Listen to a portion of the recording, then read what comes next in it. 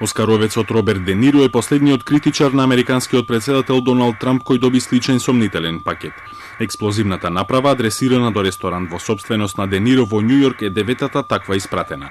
Меѓу останатите експлозивно писмо добија поранешниот претседател Барак Обама, неговиот државен секретар Хилари Клинтон, подпредседателот Џо Бајден и поранешниот директор на ЦИА Џон Бренан. This country was founded upon the foundation of freedom and liberty and freedom of speech. And if I and others are being targeted because we're speaking out and we're living up to our responsibilities as citizens, I think that, again, is a very unfortunate turn of events. Председателот Трамп за инцидентите ги обвини медиумите кои со намерно неточно информирање го предизвикале гневот во општеството, но Бренан смета дека токму Трамп е изворот на гневот во јавноста.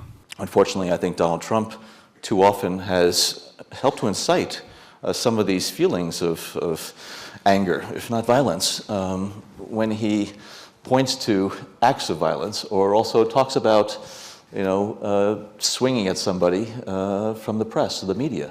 Серијата на овие сомнителни пакети започнува само 2 недели пред почетокот на изборите за представничкиот дом.